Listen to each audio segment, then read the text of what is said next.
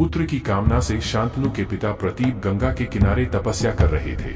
उनके तप, रूप और सौंदर्य पर मोहित होकर गंगा उनकी दाहिनी जंघा पर आकर बैठ गई और कहने लगी, राजन, मैं आपसे विवाह करना चाहती हूँ। मैं जहनु ऋषि की पुत्री गंगा हूँ। इस पर राजा प्रतीप ने कहा, गंगे, तुम मेरी दाहिनी जंघा पर बैठी हो, जबकि पत्नी को तो वामांगी होना चाहिए। दाहिनी जंघा तो पुत्र का प्रतीक है, अतः मैं तुम्हें अपने पुत्रवधू के रूप में स्वीकार कर सकता हूँ। यह सुनकर गंगा वहां से चली गई। जब महाराज प्रतीप को पुत्र की प्राप्ति हुई तो उन्होंने उसका नाम शांतनु रखा और इसी शांतनु से गंगा का विवाह हुआ। शांतनु ने अपने पिता प्रतीप की आज्ञा से गंगा के पास जाकर उनसे विवाह करने के लिए निवेदन किया।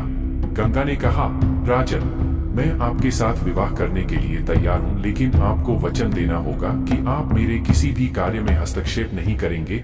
शांतनु ने गंगा को वचन देकर विवाह कर लिया। गंगा के गर्भ से महाराज शांतनु को 8 पुत्र हुए, जिनमें से 7 को गंगा ने गंगा नदी में ले जाकर बहा दिया। वचन के बंधे होने के कारण शांतनु कुछ नहीं बोल पाए। जब गंगा का 8वां पुत्र हुआ और वह उसे भी नदी में बहाने के लिए ले जाने लगी तो राजा शांतनु से रहा नहीं गया और उन्होंने इस कार्य को करने से गंगा को रोक दिया। गंगा ने कहा, राजन, आपने अपनी प्रतिज्ञा भंग कर दी है, इसलिए अब मैं आपके पास नहीं रह सकती। इतना कहकर गंगा वहां से अंतर्ध्यान हो गई। महाराजा शांतनु ने अपने उस पुत्र को पाला पोसा और उसका नाम देवव्रत रखा। देवव्रत के किशोरावस्था में होने पर उसे हस्तिनापुर का युवराज घोषित कर दिया। यही देवव्रत आगे चलकर भीष्म कहलाए। आखिर क्यों बहाए थे गंगा ने अपने पुत्र? एक बार द्यू नामक वसु ने वशिष्ठ ऋषि की कामधेनु का हरण कर लिया। इससे वशिष्ठ ऋषि ने द्यू से कहा कि ऐसा काम तो मनुष्य करते हैं, इसलिए तुम 8वां वसु मनुष्य हो जाओ। यह सुनकर वसुओं ने घबराकर वशिष्ठ जी की प्रार्थना की तो उन्होंने कहा कि अन्य वसु तो वर्ष का अंत होने पर मेरे शाप से छुटकारा पा जाएंगे, लेकिन इस द्यू को अपनी करनी का फल भोगने के लिए 1 जन्म तक मनुष्य बनकर पीड़ा भोगनी होगी।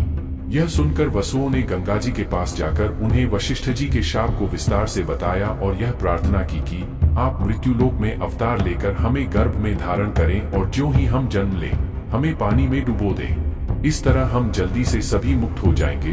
गंगा माता ने स्वीकार कर लिया और वे युक्तिपूर्वक शांतनु राजा की पत्नी बन गईं और शांतनु से वचन भी ले लिया।